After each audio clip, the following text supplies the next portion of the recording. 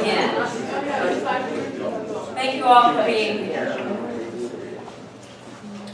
I'd like to welcome you on behalf of the Mellon Globalization Forum. The Mellon Globalization Forum is sponsoring this event, and I am Amy Patterson. I teach in the Department of Politics here. My area of research and specialization is African politics.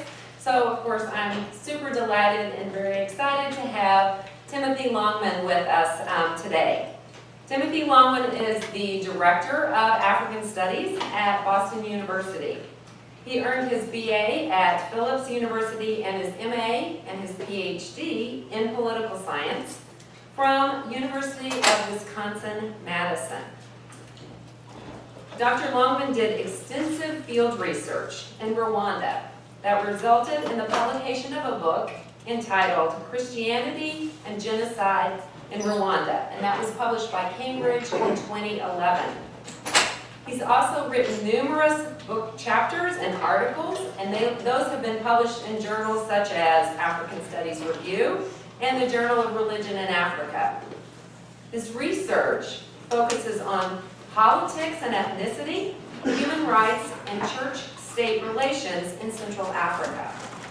He has worked with NGOs such as Human Rights Watch in Rwanda, and he's also served as a consultant with USAID on human rights issues and political development issues in Central Africa. He currently is completing a book titled Memory and Justice in Post-Genocide Rwanda. So please join me in welcoming Dr. Longman.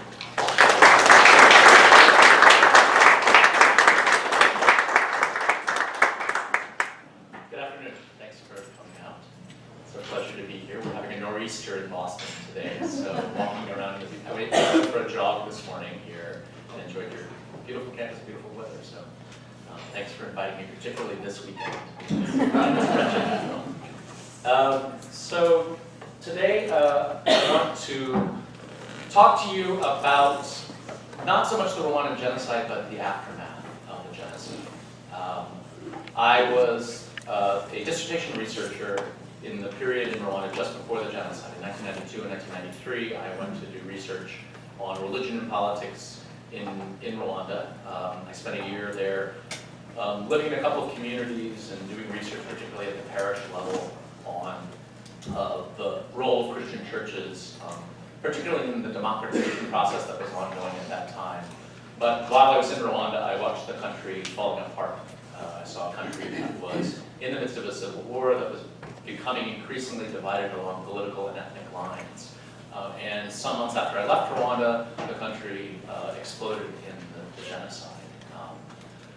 I finished my PhD and ended up going back to Rwanda as the director of the Human Rights Watch office there for a year in 1995 and 1996. And so I had a couple of periods of spending a year in Rwanda doing research. And then I was asked to direct a project that I'll talk about in a minute, which is the basis of what I'm going to be talking about today, on sort of what's happened in Rwanda since the genocide. Before I get into that and talk about some of the research about how this country has struggled with a very difficult past, I just want to make sure that you're familiar with at least some of the basic facts about Rwanda. When I first started working in Rwanda, it was a country that was not very well known. It had not yet entered the popular memory of people around the world. I told people I was going to go do research in Rwanda, and people would say, "Isn't that a woman's name?" Because they really had never heard of this country. And even a couple of years after the genocide, people still had not heard very much about Rwanda. It's a small country, it's landlocked, it doesn't have much in the way of natural resources other than people, of which there are many. And so it was not particularly well known, but over the past couple of decades since the genocide, Rwanda has sort of gradually gained an iconic status in the international community. People have become aware of it. So I don't want to spend a lot of time giving you the historical background in Rwanda, but let me just mention that in the country there are three main ethnic groups, or historically were. The Hutu, who made up about 85% of the population, and in pre-colonial times were identified more with farming. The Tutsi, who were a group of about 14 to 15% of the population, who were associated more with management of the population and with cattle raising, and the Twa, who were pygmy group that filled other niches in the society, making pots and hunting and a few other things. There was, during the colonial times, an exploitation of those differences and a racialization of them, which led to increasing tensions in the population that culminated in 1959 in ethnic violence and a transfer of power from the minority Tutsi group that had been working with the colonial regime to the majority Hutu. When Rwanda gained its independence in 1962, it was with an almost entirely Hutu government, and the Tutsi became an oppressed minority within the country. There was ethnic violence for years following that, and tens of thousands of Tutsi fled from the country into exile, primarily in the neighboring countries of Uganda, Congo, and Burundi. Just to not spend a lot of time on this, but to make a long story short, beginning in 1990, there was a civil war that began, in which some of those Tutsi refugees, based particularly in Uganda, began to fight for the right to return to Rwanda. There was a group called the Rwanda Patriotic Front that had been involved in some political actions in Uganda, or some of the people in it had been, and they organized to try to have the right for Tutsi refugees to return and to democratize the country, to promote human rights and other causes that they were supporting. That war went on for a period of about 5 years, and the government that was a Hutu government at that time responded by offering some reforms to appease people, but by also trying to stir up ethnic sentiments and portraying themselves as the defenders of the majority population. This culminated ultimately in the genocide of 1994 that began on April 6th, when the president's plane was shot down. It's still controversial who exactly shot it down, we don't know for sure. But the killing of the president then became a pretense for launching a very systematic attack on the Tutsi population. There were some moderate Hutu in the country who had been talking about ethnic reconciliation and had been promoting democracy and had been challenging the regime. And many of them were actually targeted as well. And so there were, particularly at the beginning of the conflict, a number of moderate Hutu who were killed. But very quickly within the violence, it came to focus overwhelmingly on the Tutsi minority group. It's estimated that somewhere around 75 to 80% of the Tutsi in Rwanda were killed, which means somewhere between 500,000 and 800,000 people were slaughtered. We don't actually know the full number. The census gave a number of Tutsi at the time of the genocide at about 800,000, but we believe that was undercounting because it was not popular to be Tutsi. It caused various problems, and so we don't really know what the number of Tutsi was. We can't know for sure the full number of the dead, but this was an extraordinary event. It was something that destroyed the country in ways that led to an extraordinary slaughter in a very short period of time, about 100 days. So if you think about a small country of about 8 million people with this many people killed, you're talking about 10% of the population being slaughtered. When the genocide took place, the Rwandan Patriotic Front started a campaign to try to take control of the country and bring the genocide to an end. And within a period of 3 months, they were able to take over the country. This led to a flight of many people into exile. So some 2 million people, most of them Hutu, fled into Tanzania and Congo. Another 2 million people were internally displaced. So again, if you think of a population of 8 million people, this is an extraordinary movement of people and disruption of life. The genocide turned out to be a really bad strategy politically for the government because it was highly unsuccessful. It destabilized the country so much. They spent so much energy and time attacking a supposed internal enemy that they weren't able to actually win on the battlefield. And the RPF was able to come in and take control of the country and drive the new regime into Congo. What happened in 1994 was clearly a genocide. It was targeting people based upon their ethnic identity. It was a slaughter that targeted children and women and the elderly. And even though some people who were involved in it claimed that they were protecting their country from rebels, when you look at those who were targeted, it was clear that small children and elderly and others could not be rebels. They could not be a security threat anyway, and yet they were targeted. In the process of taking control of the country and in securing their authority, the Rwanda Patriotic Front also used quite a bit of violence. It should not be equated with genocide because it clearly was not. It was not targeting people because of who they were. But nevertheless, there were certain war crimes that were committed. There were systematic targeting of civilians. There was extensive summary justice that was carried out in which people were executed without trial. And then subsequently in 1996, Rwanda, for some justified reasons, invaded Congo, where a lot of the refugees still were fomenting problems back in Rwanda. In the process of that war, there were many people who were hunted down. People were driven into the forests and systematically killed. So there was quite a bit of killing on the other side. But again, we don't call it genocide because it doesn't fit the definition. It wasn't targeting people just because of their identity. It was something that should be talked about, that is something that is troubling, and yet we focus much more on the genocide because of the systematic nature, because of the extent of violence that was carried out. There was, for a few more years, violence that went on in Rwanda. There was an insurgency in 1997 in the northwest of the country, and then, in part in relationship to this, the RPF invaded Congo again. But since that time, Rwanda has been relatively peaceful. Rwanda has had a government that's been not at first directly led by the RPF. They had power behind the scenes. But then in 2000, they took over direct control and have been running the country ever since. The genocide had a devastating effect on the country. Not only did you have so many people killed and many displaced, but those who survived were damaged in many ways. There were many people who were raped in the process. Rape was a weapon of genocide that was used to humiliate and control people. There were families that were divided. One of the realities of Rwanda is that the ethnic groups lived in integrated communities, and many families were multi-ethnic. And in fact, most families were multi-ethnic.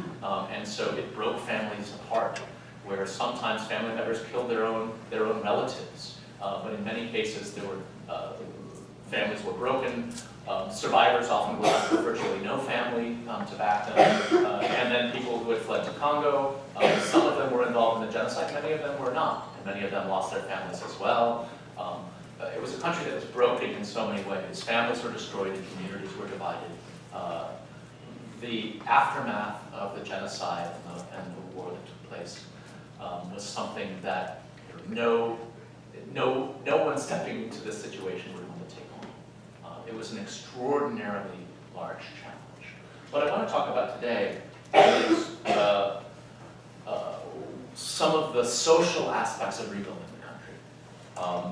Rwanda was devastated in many ways by what happened, and there was a lot of physical rebuilding that had to happen. Water and roads and houses and all sorts of things had to be reconstructed. But the country was, by the genocide, also broken in terms of its population. And the government of Rwanda that took office in 1994 started a program of really trying to rebuild the country in substantial ways. They thought about, well, how can we bring people back together? And how can we try to avoid this kind of violence in the future? In 2000, when Paul Kagame became the president and the RPF took over direct control of the country, they started a program of really what I would call social engineering. That is, they really said, what are the tools that we can use to completely transform our society so that we can create national unity, so that we can transform people's identities, so that we don't have this kind of violence again? How can we break down the divisions of ethnicity and create a single country where we all can live together in peace? And so the project I'm going to talk about today, some of the results of this were, it was a project that was driven by a series of questions. We're interested very much in how society can rebuild after something as devastating as the genocide. The project was something that was based at the University of California, Berkeley, and the MacArthur Foundation, and a couple of other foundations funded some research that was driven in particular by a question of how effective were the international criminal tribunals in Rwanda and the former Yugoslavia. It was a comparative project. I was in charge of the Rwanda part of it. We were looking at the question of trying to understand whether international justice was making a difference. And to understand that, we needed to look more broadly at the process of rebuilding. So there was an idea that if you want to understand the trials, you can't look at them in isolation. You have to look at them in a context of a society that's being transformed. So we ran a number of research projects over a period of years looking at education reform and at various trials, at civil society, and a variety of other topics to try to understand what was happening in Rwanda. The topic I'm going to talk about today in particular is the idea of memory. And that is the way that people talk about what happened in Rwanda, and the way that people talk about Rwandan history, and what implications that has for how people think about their own identities, about who they are, and how they fit into the world, and how they fit into their countries. What happened in Rwanda, as in many countries, was that the government had a project of creating a memory. There's a particular narrative that the government has put forth about Rwandan history and about what happened in 1994. And they've had a variety of mechanisms that they have used, a variety of tools, to try to shape popular memory. What interests me is, what has that government project been? What's the message that the government has tried to bring about, and how have they tried to spread that message? And then how much have they actually been able to convince people of their narrative? How much has the government actually been able to get people to remember things in the way that they want them to remember them? To answer that question, the research that I did was focused primarily from 2001 to 2006. I visited Rwanda about 14 times for anywhere from a month to 3 months at a time. I had a research team that was working full-time in the field. We did 2 surveys where we interviewed people about their opinions about justice and reconciliation. We had about 50 focus groups with young people, with elders, with women, and with genocide survivors. About 250 individual interviews that I conducted, as well as observation of Gacaca trials and the conduct of elections and a variety of other activities. I was involved in a school curriculum development project as well, and was able to work with the Ministry of Education and sort of observe how these things work. So I want to talk about 2 particular aspects of the reconstruction process, of the process of promoting a particular memory of the past and its impact. But before I do that, I want to sort of review a variety of processes that the government's brought about their reconstruction policies. The most intensive has probably been in the realm of justice. The Rwandan genocide is the most adjudicated event in human history. There have been more trials associated with the Rwandan genocide than with any other event in human history. There were trials after the Second World War, the Nuremberg trials, the Tokyo trials, but in fact, Rwanda has had justice as really one of the main tools, both by the international community and by the Rwandan government.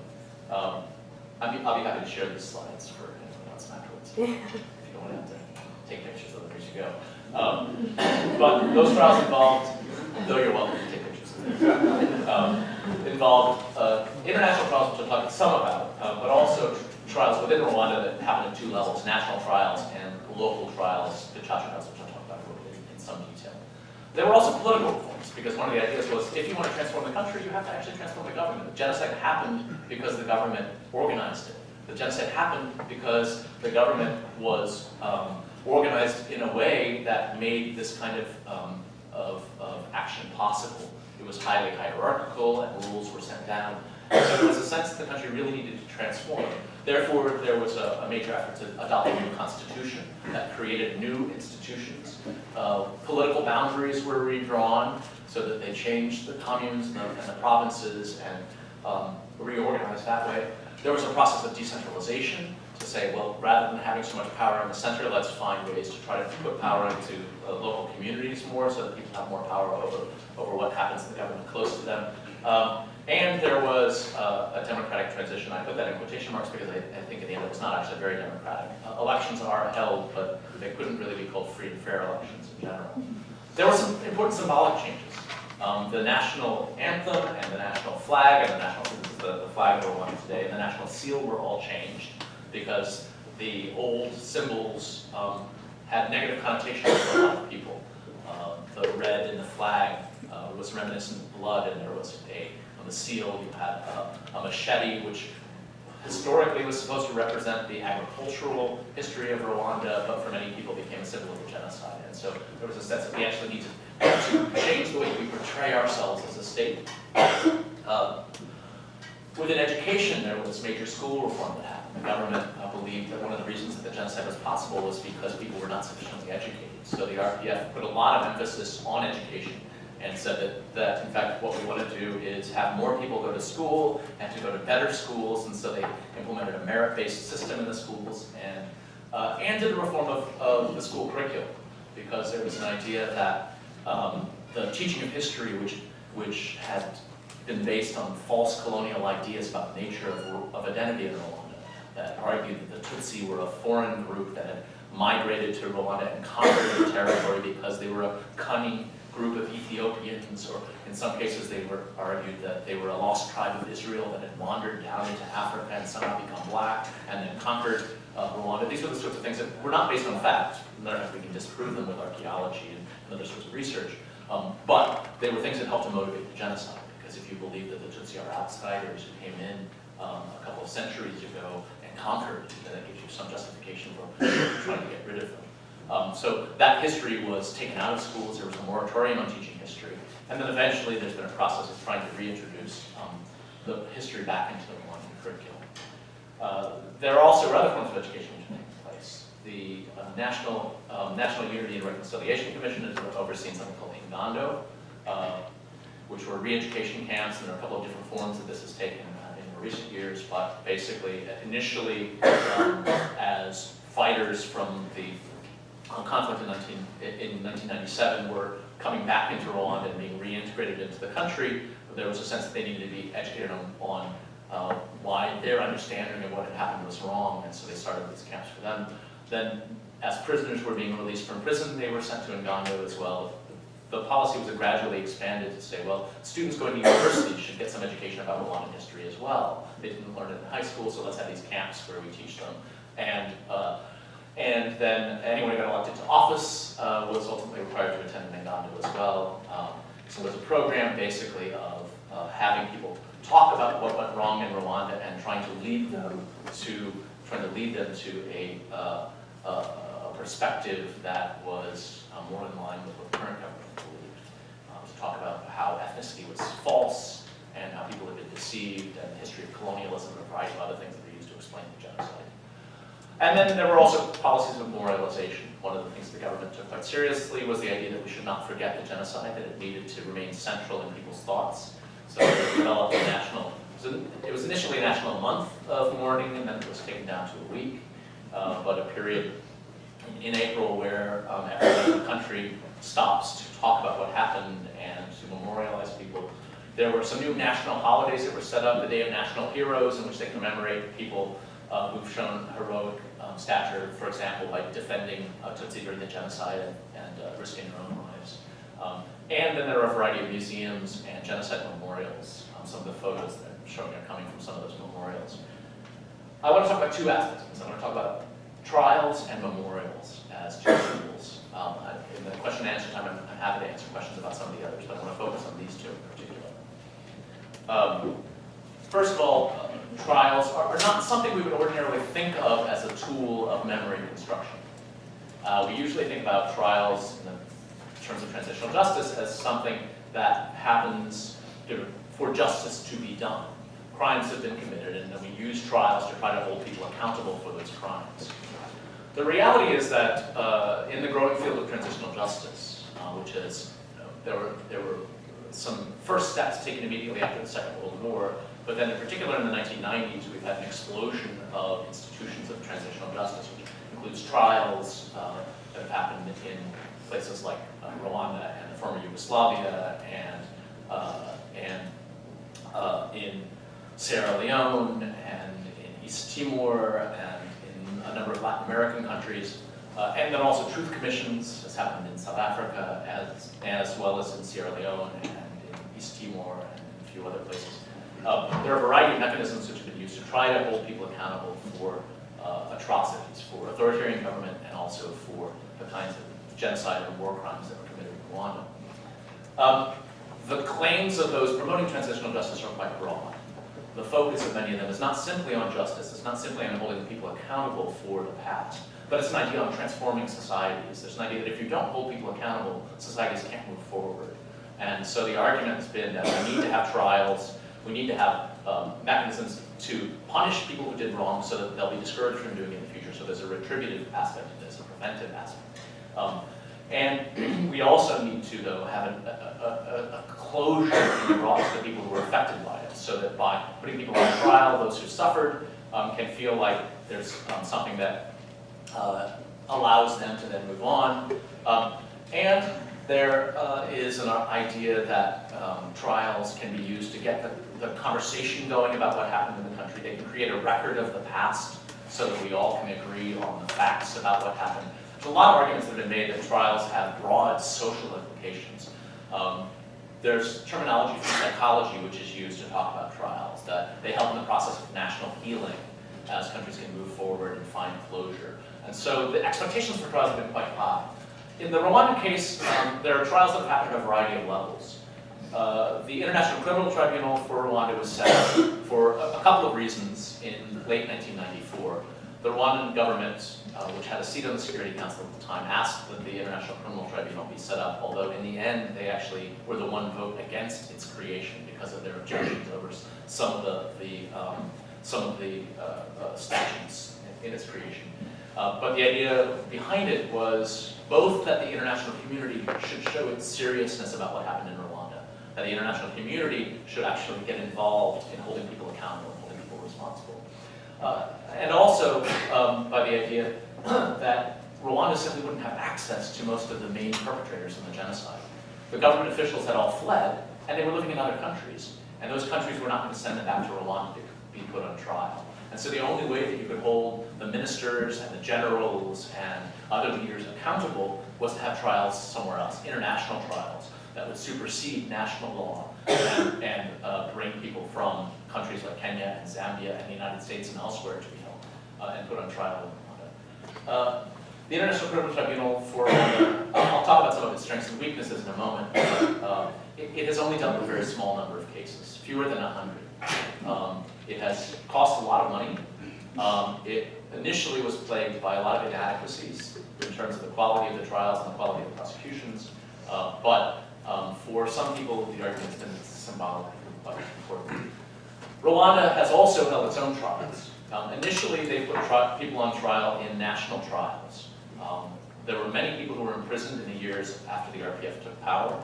By 1996, there were some 130,000 people in prison, which is a very high percentage of the population, if you think about the population at the time, which was about 7 million. So they were starting to put people on trial. It was going slowly. The system of the justice system in the country had been devastated by the genocide. Many lawyers and judges and others were killed or fled the country. At the rate that the trials were taking, it was going to take a very long time for them to complete trials. So there was an alternative justice system which was developed, which I'll talk about in a minute, a grassroots justice system called Chancha. The other type of trial that took place, and is still going on, is third-party trials. That is, there are countries that, because of their concerns over human rights conditions in Rwanda, because of concerns over the judicial standards in Rwanda, there are countries that have been unwilling to send people back to Rwanda to be put on trial. And so they have held trials in their own country. In Finland, in Sweden, in Belgium, in Canada, in Switzerland, there are people who've been put on trial for genocide crimes that they committed against Rwandans in Rwanda. In many cases, the trials have had to be held in the countries because those people have gained asylum as citizens of places like Finland, and Sweden, and Norway. Some countries have been willing to extradite people to Rwanda. The United States can't put people on trial for genocide in Rwanda here because we don't have universal jurisdiction. What that means is we can't put people on trial under our legal system for crimes that they committed outside of the country against people in another country unless they were American citizens. But what we can do is put people on trial for immigration fraud. In the same way that Al Capone was put on trial not for the mafia, but for tax fraud. We're actually having a number of trials that have gone on in the United States for Rwandans accused of being involved in the genocide, who were accused of lying on their immigration forms. because Rwandans seeking to come to the United States can't actually come into the country, could not become citizens without signing a form that said they did not participate in the genocide. And so people could be tried on that. At any rate, there are a variety of these trials, some of them that are still going on. And some of those people, after they stand trial, are then deported to Rwanda where they can be tried. So, what are some of the contributions of trials when we think about them? As a tool of transitional justice. I mean, trials are the first thing that jump to people's mind. There are some ways in which the trials can be said to have been beneficial in the Rwandan case. The most obvious thing is that trials are used to fight impunity. I teach human rights, and one of the things we talk about in human rights is the contrast between impunity and the rule of law. Rule of law is a system in which people know that they can be held accountable for their actions. In a system of rule of law, people know that there are consequences if they commit crimes. So if they commit crimes, it's with the knowledge that there is a system that will judge them fairly for their actions. And if they have in fact committed crimes and can be convicted, then they will be punished commensurate to their crimes. In a system of impunity, people can act without any sort of response. That is, people feel free to do whatever they want without fear of consequences. In Rwanda, there was a history of ethnic violence against Tutsi that began in 1959. And between 1959 and 1994, no one was held accountable for any attacks on Tutsi. So it was a culture of impunity that had grown, particularly in the period of 1990 to 1994. There was a series of attacks on Tutsi which took place. Small attacks here and there.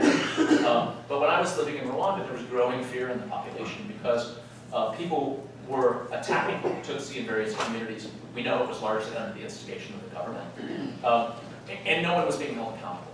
So it was a culture of impunity. One of the things that trials can do is to suggest that if you do bad things, if you commit war crimes, if you kill people, if you attack people, you will be held accountable. It may take some years, it may take a lot of effort, but you can't get away with committing the types of atrocities that happened in Rwanda. So trials, probably the strongest thing that they can do is to actually send that message. They're an attempt to build a rule of law. They're an attempt to say there are certain things that are simply unacceptable, that cannot be allowed. So the International Criminal Tribunal actually has served that purpose in some ways, in that it has said, look, we, despite all the difficulties, can have free and fair trials, and even if you're in another country, even if you are a minister, you don't have impunity.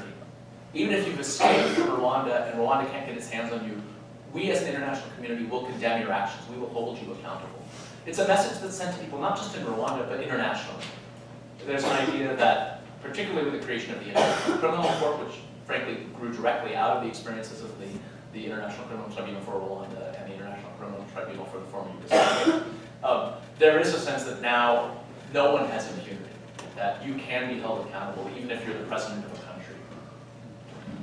Another contribution that trials have made is recognizing the suffering of victims. One of the things that trials do, even if they're unsuccessful, is to show that the prosecution takes seriously the crimes that were committed. What the ICTR did in part is to, and the third-party trials and other things that have gone on, is to show that countries like the United States, the United Nations, as a community of countries, actually take seriously the crimes that were committed. And to recognize that in fact there were people who were killed, and that the killing was not just part of a civil war, it was not just collateral damage in a war, that these were in fact people who were attacked, whose families were killed, there were rapes that were committed, there were a variety of atrocities, and trials, just by holding them and by holding people accountable, by bringing charges against them, suggests to people that we realize something went wrong, we're acknowledging that the attacks were bad. So there's a certain recognition that people suffered. And then out of the trials, there also are records that are developed. So you can go online right now and look up the notes from all of the trials in the SCTR. They are public record. There is a lot of information. There is a lot of testimony.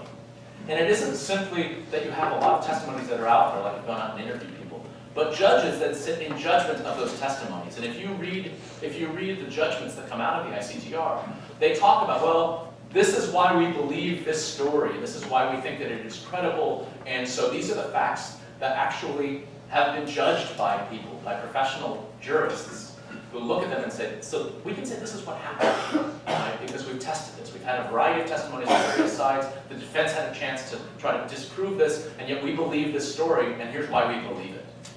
So going through those records is quite interesting. You can find a lot of information about what happened in each community. So there is some establishment of facts about what happened. That said, there are some pretty huge problems with the trials, the ICTR in particular. One of the problems is the big claims that are made for trials. While trials can be good at promoting justice, at holding people accountable, they also are, by their nature, divisive. In a trial, you have the prosecution and the defense. And you have witnesses who are brought forward by the prosecution who are then cross-examined by the defense. There was a notorious case in the ICTR where a woman who had been raped in the genocide testified, and the defense lawyers cross-examined her and said, so you're claiming that you were raped, but you've been in the bush for how long? You've been living in the woods for 60 days. Wouldn't you have been smelly and unattractive? Would people really want to have raped you? And it was so uncomfortable a moment that the judges actually kind of laughed at it. That's not the kind of thing that's going to make a survivor feel empowered and help them help. By their very nature, trials pit one side against another.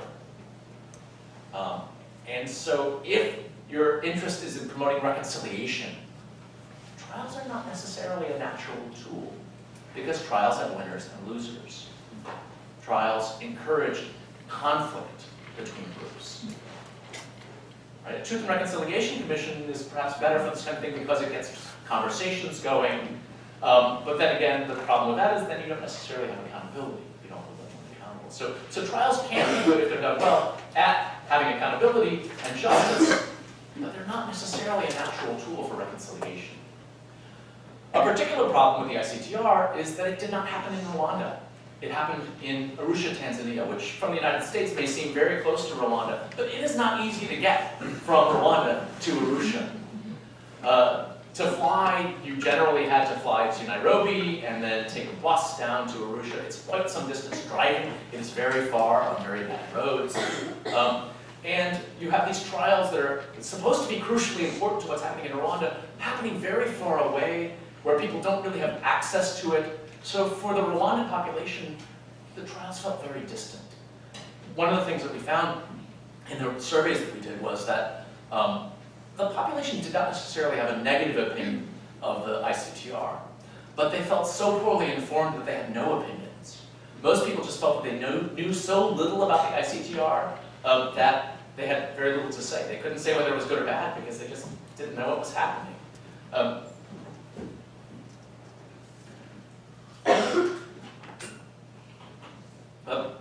People that we interviewed often talk about the ICTR as, well, you know, it's a good idea for the international community to take some responsibility, and it's clear there are people who weren't in the country and should be held accountable anyway.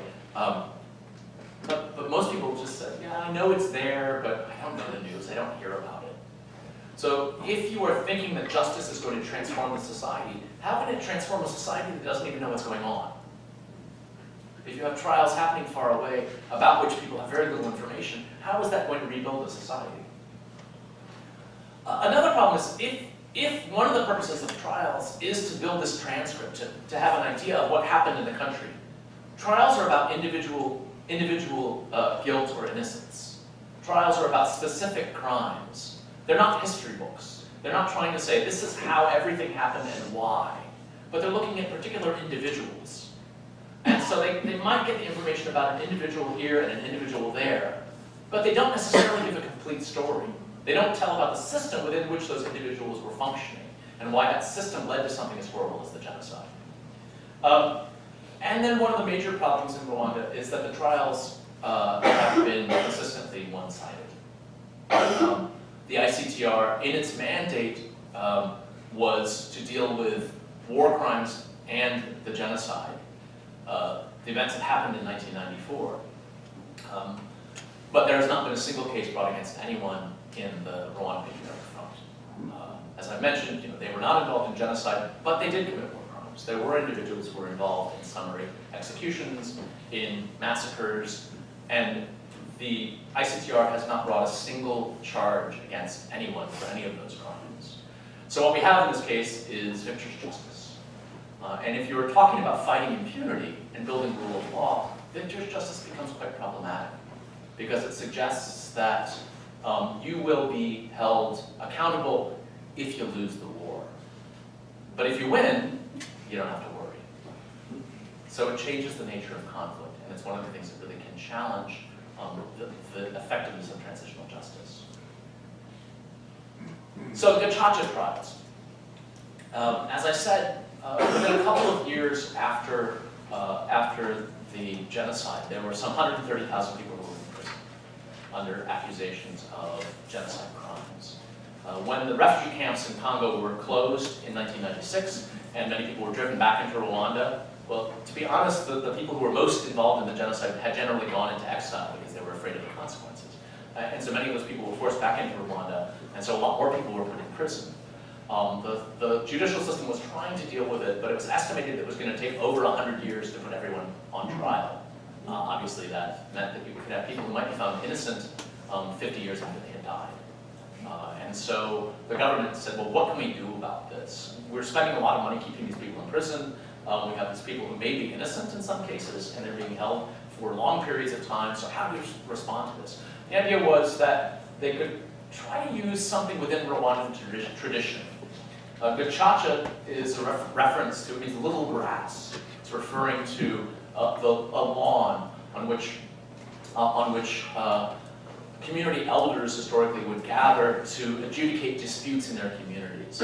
If there was a fight within a family, or if there was a fight between neighbors over a cow who had been stolen, or the inheritance of somebody, the government wouldn't get involved. You would have, in fact, the community join together, and respected elders would sit in judgment, listen to all sides of the story, and then mete out some decision and say, yes, we believe that this cow was stolen, and so we're going to ask that this family bring a cow back to this, and then the community can be whole again. The idea that came out was, well, let's use that kind of practice that we had and adapt it to the modern age.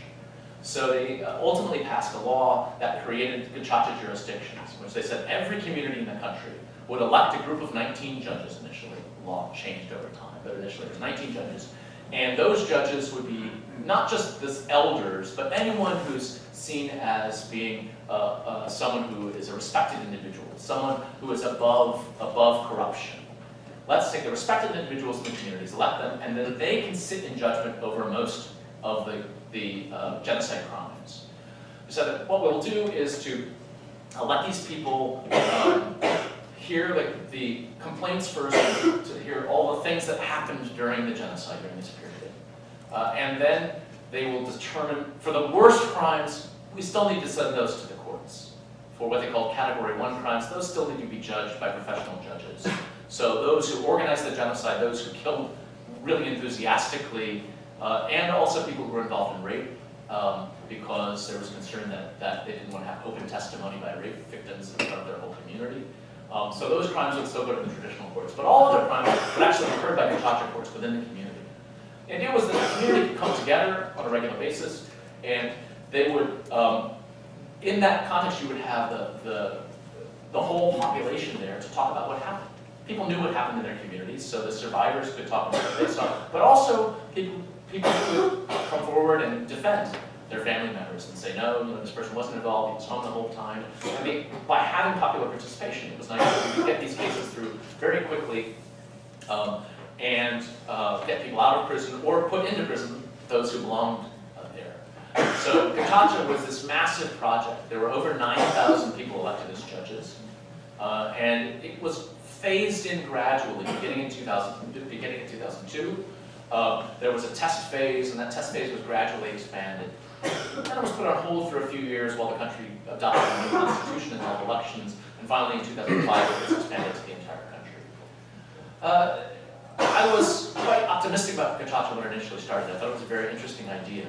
There were some human rights concerns that groups like Amnesty International and Human Rights raised, but I actually thought that by having a public event that was very close to the people, that some of the concerns for protection of people's rights would actually be corrected by that. It has some strong points, and in some communities it was really quite successful. It varies from community to community and across time. I think it started out more successful, and over time it more problems. But it did get the population involved in the reconciliation process. So it said, look, it's not just the job of the government to reconcile you. It's something your community has to do. You have to have these conversations yourself. You need to hold your own community members accountable.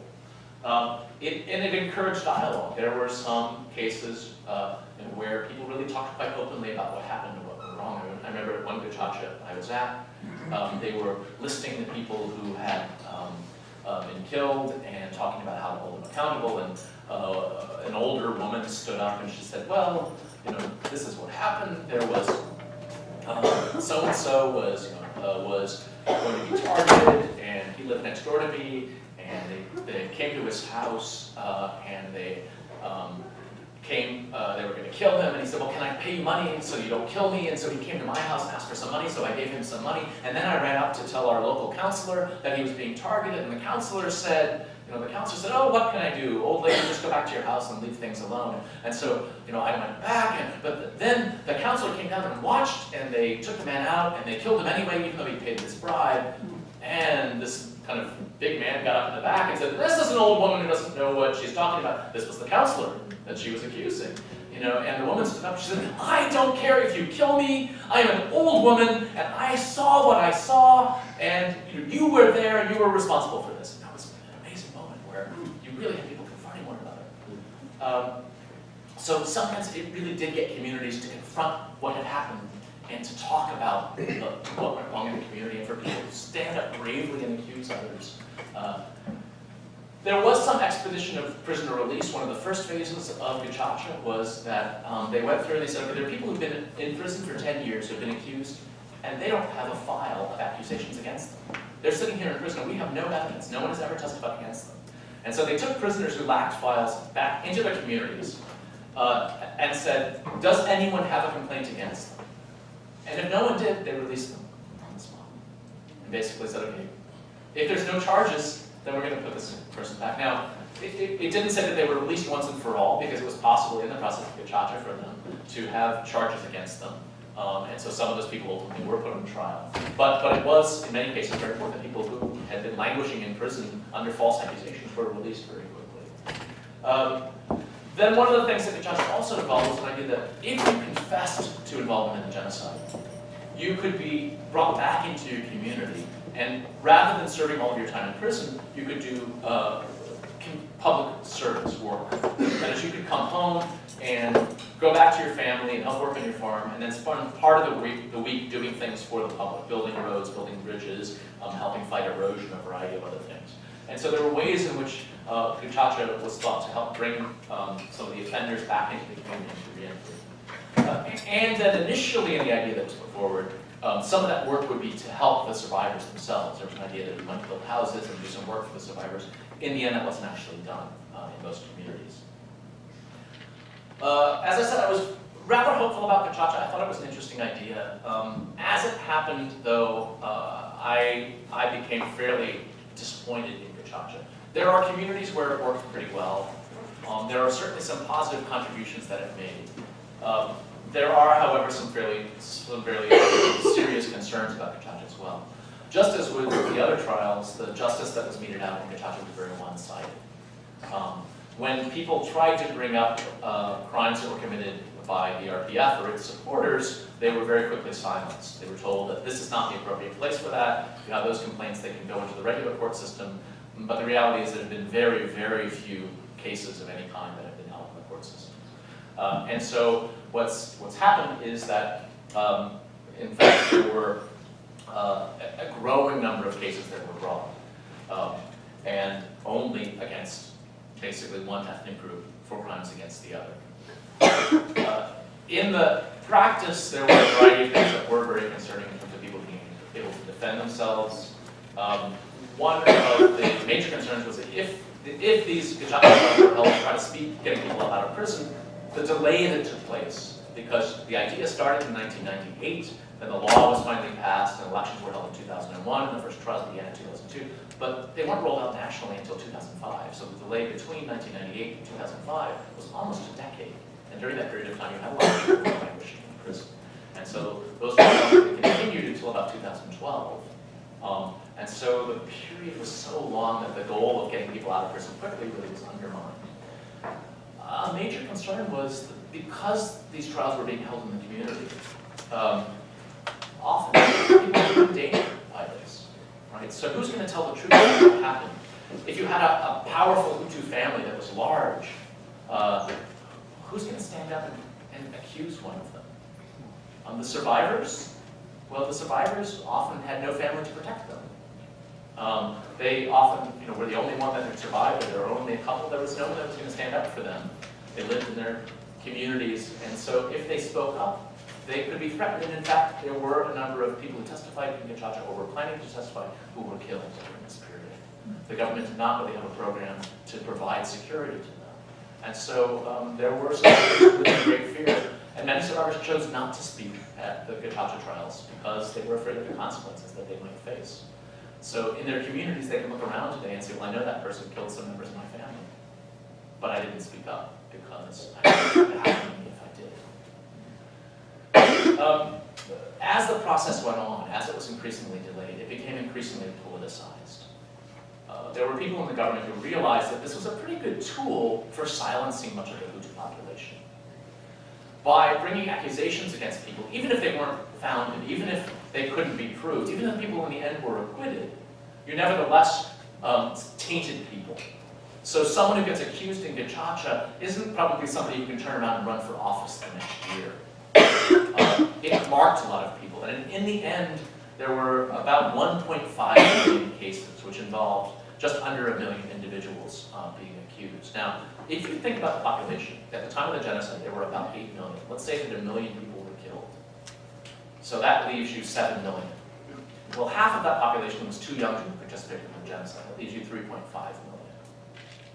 Half of that population was female, and in fact, Gacaca involved very few women. Women were less involved in the violence. There were some cases, but it's a fairly small percentage. So that leaves you 1.75 million. If you think about 1 million cases being brought, then that suggests that the majority of Hutu men alive at the time of the genocide were in fact accused of participation. One of the things in transitional justice is that trials are used to distinguish the guilty from the innocent, so that the innocent can move on with their lives without having a mark against them. In this process, in fact, what Gacaca did was to suggest that all Hutu were guilty, that all Hutu are by their nature genocidaire. It encouraged, in fact, not individuation of guilt, but an argument of collective guilt. And in that sense, the contributions it could make to reconciliation, I think, were much compromised. Through the process of accusing a lot of people, in fact, a lot of people initially got out of prison, a lot more people were put back in prison. Right? So if the idea was to diminish the number of people in prison, it was not completely successful. And finally, Gacaca depended upon public participation. And in practice, for a variety of reasons, people didn't participate. Ultimately, the government required people by law to show up at Gacaca or face fines. And so people would come, but they wouldn't talk. At a number of Gacaca I was at, where people would come forward and confess some crimes, everybody said, yeah, those who confessed would say, I committed property crimes, I stole something, I broke something, I stole something. No one admitted to killing. And so, in those communities, there were people who were killed, and yet it seemed that no one actually did it. People weren't willing to come forward and actually admit their guilt in those cases. And many other people weren't willing to testify against them or point a finger. The other major tool of reconciliation or memory that I want to talk about very briefly is memorials and commemoration. There have been a variety of types of memorials that have been created. There's a genocide museum in Kigali, which was built by a group, British group, the Aegis Trust. It's very much informed by Holocaust museums. And then at a number of sites where people were massacred. much of the killing in Rwanda happened at central locations, in churches in particular. There are memorials and mass graves that have been set up. And there's also an annual commemoration ceremony. The memorials are important in some ways. They keep the genocide from being forgotten. Every year there is a time in which the country stops and talks about what happened. And there are public ceremonies that are solemn, and speeches are given. There's an encouragement for some of the survivors to tell their stories, although it's relatively limited. There is, in this process, showing respect for those who were killed and those who survived. So it's taking the events very seriously. And there is an encouragement as well for some discussion about what happened. Each year people take some time out and say, well, this is what went wrong. We want to avoid this. We want to change our history so that we don't have this happen again. But the memorials are also problematic in many ways. Again, they tend to be one-sided. They talk about the genocide. Now, clearly the genocide is important, which absolutely has to be commemorated. It is certainly necessary that there be genocide commemorations. But there's not a single memorial anywhere in the country to any of the other types of atrocities which took place. So in Quebec, for example, which is a major site of a massacre, there was a killing of mostly Hutu refugees who had gathered there after the RPF took power. There is a genocide memorial. There's a memorial to appearances of the Virgin Mary, which happened in a period before the genocide, and there's no indication there of the several thousand people who were killed by RPF troops. So the memorials are memorials to a particular narrative, but they also frankly encourage forgetting of other aspects of the past. There are a lot of people who have problems, including many of the survivors with memorials, because it becomes difficult for people to move on. The memorials and the commemorations can be re-traumatizing for many people. To talk year after year about what happened, for some people, they don't want to have that. They don't want to listen to that. Some of my survivor friends will really say, I don't go to these commemorations because it's too painful for me. I've lived through this, I want to move on. So it can keep the wounds open in some sizes. I've shown a number of these slides where you actually see bones. Many of my survivor informants and friends have also talked to me about how troubled they are by this display of bodies. Now, there's divided opinion on this, because there are survivors who will say, yes, this is a horrible thing, but what happened was horrible, and we need to show that. We need to put it out there so that people can't forget. But there are others who say, this is disrespectful. I want my family buried. My family was killed here. I don't want their skulls and their bones. We don't know whose skulls those are, whose bones those are, but because they may be my family's, I don't want them on display, because it hurts me. One of the other major problems is the audience for the memorials in particular. Who goes to the memorials? It's generally not the survivors. It's certainly not the Hutu population. The main audience seems to be the international community. That is, when people come to Rwanda, they go to the memorial sites, as well they should. I mean, it's very important if you're going to visit Rwanda to look at this history and confront it. And then people who weren't in Rwanda at the time of the genocide, so many of the Tutsi who were living in Rwanda who come back, also will visit these sites to try to better understand what happened in the country. But in terms of actually creating dialogue within the population that was in Rwanda in 1994, they don't seem to be terribly effective tools of that. The audience is fairly limited. All right, before I leave, I want to talk about one last aspect, which is, this is kind of, what I've talked about up to this point is the government's project. That is, the government has used trials, has used memorials, and has used education and the other things I talked about at the beginning as means of trying to get a particular message out there, to get people to think about the genocide in a particular way and to think about Rwandan history. The question that I've also been asking is, how successful have they been? And so I spent a lot of time talking to people in local communities about what they think about the past, how they talk about it, what their narratives are. One of the things I found is that the government has been very successful at getting its message out. Virtually everyone in Rwanda can tell you the official line. Virtually everyone in Rwanda can tell you the story of the genocide, can tell you the story of Rwandan history as the government interpreted it. They can tell you that narrative, but they don't necessarily believe it. Particularly where people find their own experiences inconsistent with that story, they may be willing to challenge it in various ways. We found that, on the whole, people actually had fairly positive views about trials. particularly before Gacaca started, people thought it was an okay idea. They wanted some accountability. They hoped that accountability might be more balanced. People were troubled by the one-sided nature of accountability. But frankly, a lot of people told me the genocide was a mistake. It was something horrible. My Hutu family died in Congo because of the genocide. We were forced to flee. Our family suffered. So the people who organized this, they should be held accountable. They should be punished. But people were troubled that the trials became politicized. They were troubled that they were one-sided. They were troubled that they couldn't talk about their families, that they couldn't talk about their experiences. The response to memorials was particularly complicated.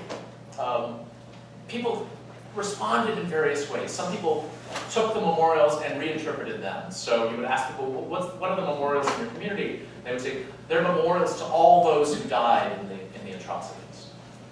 So you could talk to someone whose family had been killed in Congo, and they'd say, this is a memorial to my family as well. But there were other people who felt that the memorials were political, that they're just something the government has set up. My family died in another means, and they're not being recognized.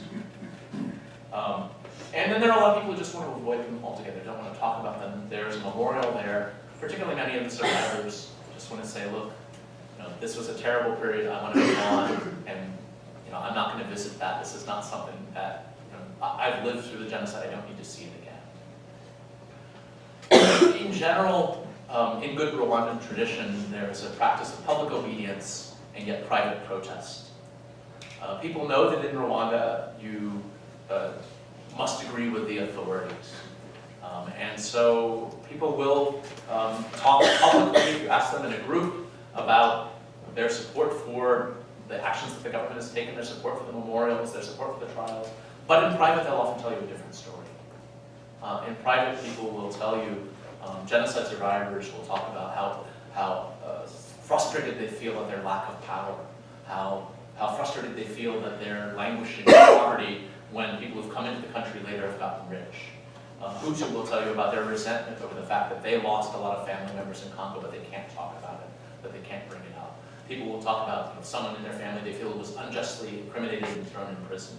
There's a lot of resentment that lies under the surface, but people can't publicly express that because of the constraints that exist in society today. My sense is that the government is aware of that, and that their hope lies in the younger generation. By changing the school curriculum, by raising a generation in a tightly controlled society, there is a hope that the youth will move beyond ethnicity. In Rwanda today, you can't talk openly about who is Hutu and who is Tutsi, for some pretty good reasons because of the injury that's brought to the country. But it also constrains conversation in some ways. The hope is that in another generation, people will no longer think of themselves in those terms because they will have grown up in a context in which the government has controlled the narrative and has put forward this idea that ethnicity is false, that it was created by colonials, and that it doesn't actually reflect their society. There's a hope that by teaching the students that this kind of violence was a terrible thing and should never happen again, that you're going to create a generation that will not be prone to genocide again. It's not clear whether this will be successful or not. In fact, sometimes repressing free speech can be a way of making things worse, because then people talk in rumors and in whispers, and their misinformation cannot be corrected. But only time will actually tell. And so, before I leave you, I want to say one last thing, which is, where does hope lie? Because I don't want to leave you with a depressing idea. My sense is that, in fact, if Rwandans were left to their own devices, they would find ways to live together and be successful. I want to tell you the story of my friend Anasi. Anasi was someone who I had known well before the genocide. I was not sure of her ethnicity at that time. As a matter of fact, I thought that she was Hutu because she was very good friends with the principal of the school where she was working.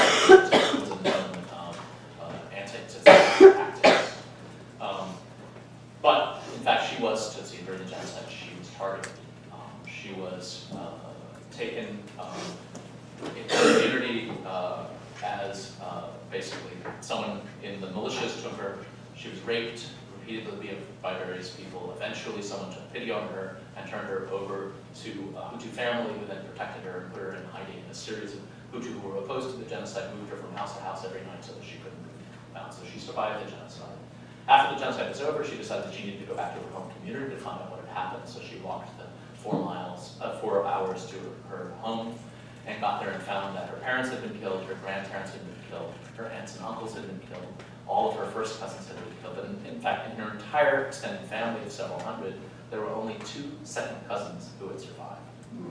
So she took those second cousins and she moved with them to Kigali and started a new life. In 1996, there was a law the government put into place that everyone had to go to their home community to register.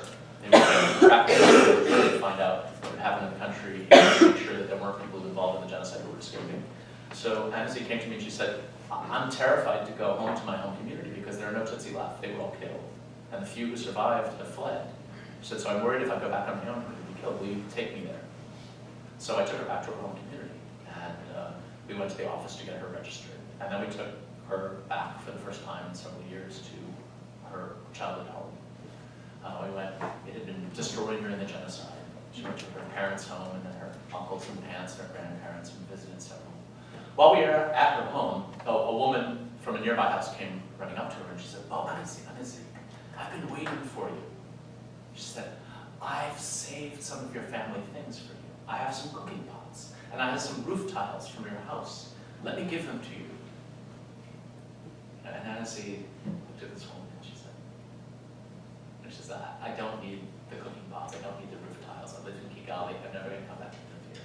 And she looked around and she said, and these fields that haven't been used for years, I'm never going to come here and farm again. Please plant crops here. Go ahead and use these fields. And as we walked away, Annecy said to me, that woman's family killed my family. She said, this isn't my home anymore. I've created a new life. That, to me, is where the hope lies. It's in the small acts of reconciliation of that sort. It's not, frankly, big national policies and things that come from the top, but it's in people like Annecy looking at a woman and forgiving and saying, use my land, I'm not coming back here, I'm going to move on. That's where hope lies. It lies in the capacity of common people to find forgiveness, to find hope. So thank you for listening.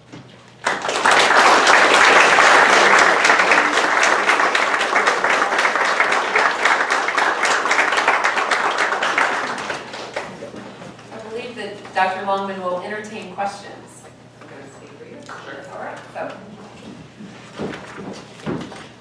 questions, comments?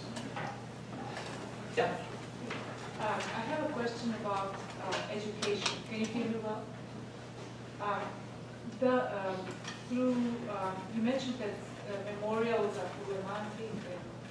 Do the schools organize any trips with the students? They do. There are field trips, particularly to the museum in Kigali, which also has a genocide memorial attached to it, the Gisozi Museum. But yeah, schools do field trips to them. Now, field trip in Rwanda is challenging, right? Because not everybody has a bus available to do that. But So when possible, to bring students.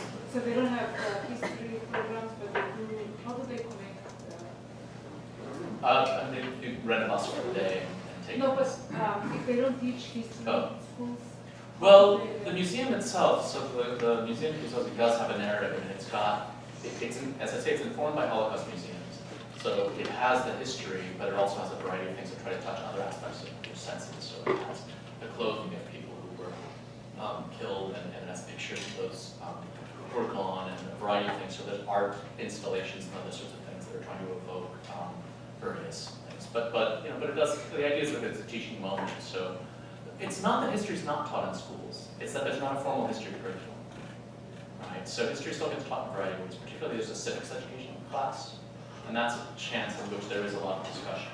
The challenge with civics education is it does not have a formally written history text, and so it really depends upon the teachers to teach what they think they're supposed to teach in that context. And so history does get taught, but it also means it ends up tending to be a particular narrative where people are very careful about what they say because they don't want to say the wrong thing. Questions? Yeah. So you mentioned that it's not really democratic. Could you explain more like how the government is set up? I'm curious about this idea of protesting in at home instead of in public, like translates into votes at all, and if that's something that, if like the vote is an outlet to express concerns, I guess. There's some work done in political science these days on modern dictatorships and the degree to which they become more savvy. So that if you look at Russia, for example, there are elections in Russia, there are opposition parties in Russia. They just aren't really allowed to function freely and fairly. That's kind of how Rwanda works these days, where there are parties that are out there, and as long as your party is not an overt challenge to the government, it can be allowed. But if you try to form a party that is overly critical of the government, that's actually challenging its power, you probably will not get registered, and if you are registered, then you may end up in prison. So when elections have been held, in fact, there's been a lot of repression in the lead up to the election. When the voting actually happens, people can go into the ballot box and vote. It's a secret ballot, and there are several parties that are on the list. However, it's a context in which people worry about what may happen if they vote the wrong way. It's not necessarily that they think individually that someone will find out that I voted for another than the RPF. It's that after the first set of elections, communities that did not have a sufficiently high vote for the RPF were punished. That is, not, people weren't thrown in prison necessarily, although local officials often were removed from their party posts because they didn't really get votes. But they saw that their funding was cut, and there were a variety of other sorts of punishments put out.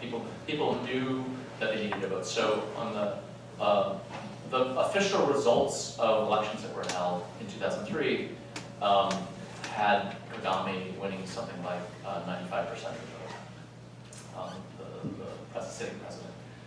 In reality, poll watchers thought that the vote, that he actually did win a majority, but that his vote was more like 60%.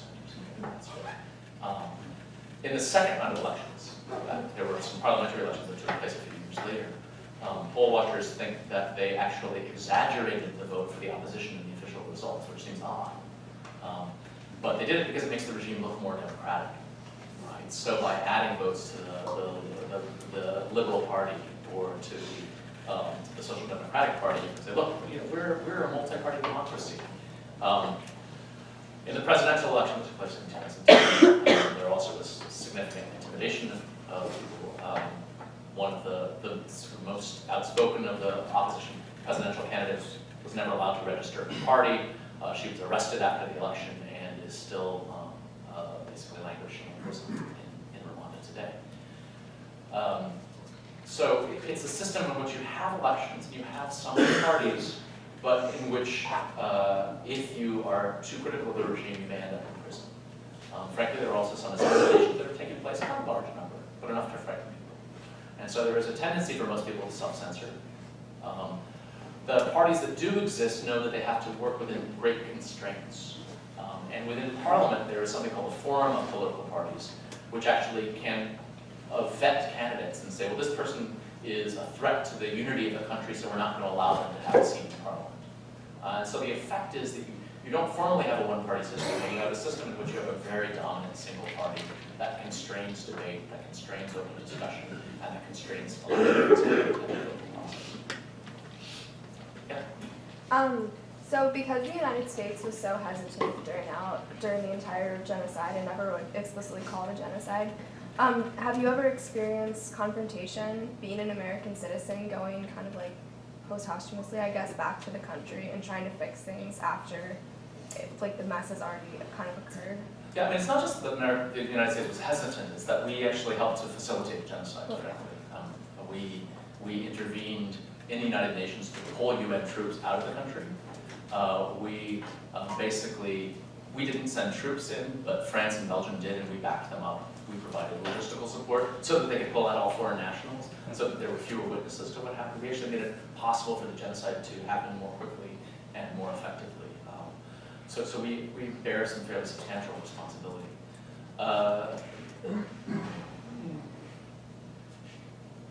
There is, within Rwanda, kind of a love-hate relationship, I would say. On the one hand, people respect the United States in a lot of ways, and you find people who are like American culture, listen to American music, and all these sorts of things. But people also think that we are morally corrupt in a lot of ways. We bear a lot of responsibility. And if you look particularly at the administration, people leading Rwanda, I think many of them really sense that we are morally inferior. They stopped the genocide when we did not. They stand for principle. What do we stand for? Look how corrupt our politics is. And so there is not exactly hostility. I've run into much more hostility in Congo, where people hold us responsible for the wars that took place there, where I've actually, there was a period when I was there, when I was doing some research for Human Rights Watch, I pretended to be French.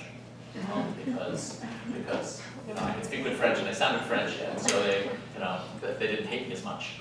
And then when they heard that I was American, people would say, well, you go tell your president this. So in Rwanda, I've never had that. For one thing, Rwandans are much more subtle and less confrontational than Congolese.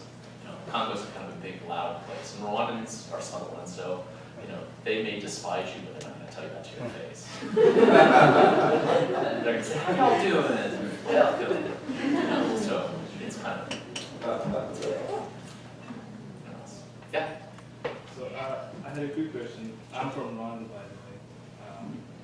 You talked about decentralization, but when you really look at the system, there's no decentralization at all.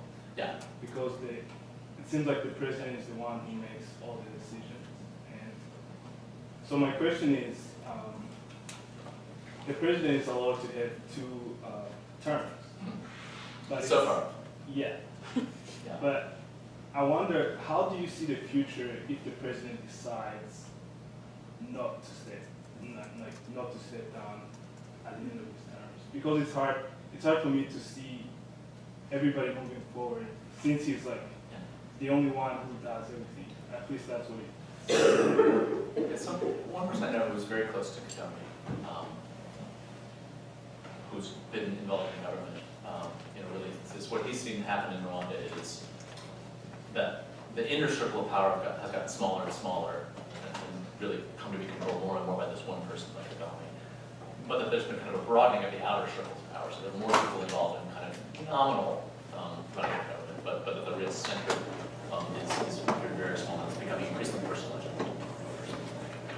If you had asked me 2 years ago, I would have said that Kagame would be Putin, right? That he basically was in charge of the country long before he was president. And from 1994 to 2000, everyone knew that Kagame was in charge, even though he was vice president. Everybody knew that the president was somebody who was basically a figurehead with very little power. And I would have thought that Kagame would move back into that position, that he would do like Putin did and step out of power but still run everything from behind the scenes. I think now he's going to make a move to try to stay in power for another term. This is one of the things that people looked at in Africa in general. This is not unique to Rwanda, certainly. A lot of these presidents have term limits now. It's almost always 2 terms, 10 years. And in a lot of countries, these presidents have tried to change that law. And in a lot of cases, they've been successful. And in some cases, they haven't. In Nigeria, for example, Obasanjo tried to get a 3rd term, and the legislature, for all of its corruption in Nigeria, said, no, it's enough, we're not going to allow it. And it's happened in several other African countries. And then in others, it hasn't happened, and they've gotten rid of it. What happens if Kagame stays on for another term? It's hard to say. He has pretty tight control of the country right now. And he's using that tight control for some good purposes, right? If the economy is booming, I mean, to be honest, his model is Singapore, right? That if you can get the economy booming enough, then nobody's going to care about whether they can speak freely or not. And he does a lot of quality of life laws, so you can't spit in public anymore, and you don't have plastic bags. There's a whole lot of different things that they've done to try to exercise power and make life better. And his idea is, but I think he increasingly has an idea that he's the only person who can do that. That he's the only person who can control. Well, that's all fine until the people around him start to say, well, actually, I'm pretty smart too. So one possibility is something in-house. In Burundi, you had 3 presidents in a row who were from the same region, who were all cousins, right? Michombero, Bagaza, and Buyoya were all from the same community. And they overthrew their cousin because they thought they could do it better, and they'd been in office too long. In-house coups are sometimes possible. Kagame has pretty tight control of things, though. So that's hard to see. You're certainly not going to get another rebellion from outside.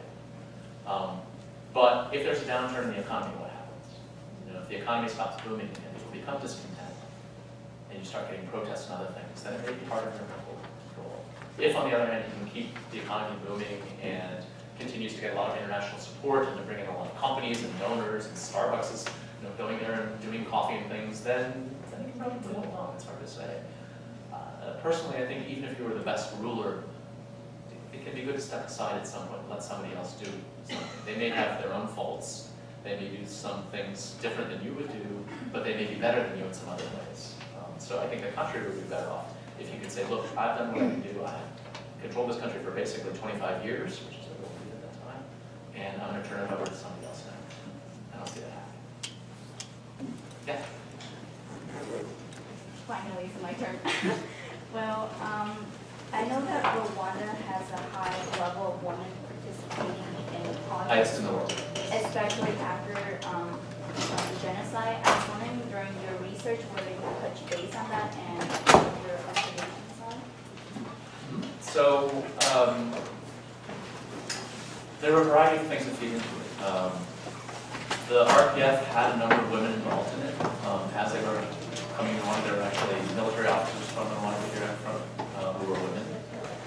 And so people like Kagame got comfortable working with women very closely and treating them as equals. And the majority are men, but there's still, you had a military where women were really, really long.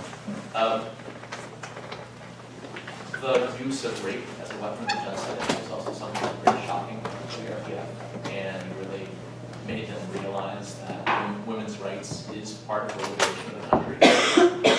And so the government, I think, has quite sincerely put into place policies to transform the position of women. In the Beijing International Conference on Women, there was a decision that was made that all countries should try to strive for at least 30% of their parliament to be women. And so there are a number of African countries that were involved in that took that seriously. And so the 30% quota has become kind of a national thing. In Rwanda, what they did was they used two mechanisms. So one is to have reserved seats for women. So you have 30% that's reserved for women, but then there also was an encouragement for all the parties to diversify their lists of candidates to include women. And the RPF did that quite seriously. And so through these two means, you've got a lot of women elected, and it was an intentional policy. In contrast, in Congo, after their own conflict in 2006, there were no stipulations put in to encourage women. They said they wanted to promote women's rights. The Constitution says that they're women's rights, but there are no mechanisms to actually encourage women. So the percentage of women in their parliament is less than 10%. As a matter of fact, it was 6% initially. And if you look at the local parliaments, the regional parliaments, it's even lower. So I think the RPF really has to be credited for taking women's rights quite seriously. There's some question about, okay, what does it mean to have women's representation in a parliament that's not very representative? That is, in a fairly undemocratic parliament. And there's some truth to that, but on the other hand, if you look at some of the results of having women in office, it actually has made a difference. So there have been some really important changes in law that allow women to inherit property, that treat women as full, equal citizens. So that at the time of the genocide, women were treated partially as minors. That is, their husbands had rights over their property, and their husbands had rights. You couldn't open, if you were married, you couldn't open a bank account without your husband's permission. And women also had trouble inheriting. In general, women were not allowed to inherit. And so that creates a problem if your husband is killed, and who gets the land? His cousins, particularly if your children are killed. So there were laws that were changed that have had a real impact on women's lives that I think are important. So I mean, that's one area, as somebody who's interested in human rights, that's one area where I think the government deserves a lot of credit. Where I think, in fact, they've made some very substantial differences. They're leaders in the world on the issue, frankly. So, yeah. With the disconnect between the government promoted ideas and what's talked about in private, do you think that in the future there could be any problems that could arise or some rebellion, like kind of children particularly told to kind of hear themselves in the I mean, there is, if it goes on long term, it is something that clearly could be dangerous. I mean, I think, again, if the country is prosperous and there's money that's going around, people may be appeased. But if there's a downturn, people start to feel poor, and there are famine issues, there are a lot of problems, then you begin to feel discontent. And so the stories can come to the fore. It's the myths that come to pass that often become very important. So it's not even the parents are telling them something that's true. So the fact that you can't talk about things publicly means that they can't be corrected. Right? I mean, I'm a big believer in free speech. I think even in the context of a post-genocide society, you'd be better off to allow much more open discourse, because then you can correct misinformation. So a lot of people will say quietly that this is a Tutsi government, the Tutsi are running everything today. Well, if you can't talk about that, right, then how can the government respond to it and say, no, that's not really true. Look, we have ministers who are Hutu, we have Hutu businessmen who are successful, we have scholarships that are available for Hutu going to schools. Well, if you can't talk openly, then you can't correct misinformation. So yeah, I worry about the silence that is imposed upon people publicly. I don't see any chance of rebellion anytime in the near future. I think the country is very tightly controlled right now. But in the long-term future, if you have a generation that is keeping all these things inside, eventually it can explode. I would also say that you can't think of these things purely in ethnic terms. That there are the survivors have diverse experiences, the Hutu have diverse experiences, and the Tutsi returnees have diverse experiences. And so people react in very different ways to things. And so there are resentments to the regime on all sides, and there are supporters of the regime in all communities. But personally, I believe if you talk about things, it's a way of diffusing tension and correcting mistakes. Thank you all. Thank you. I'm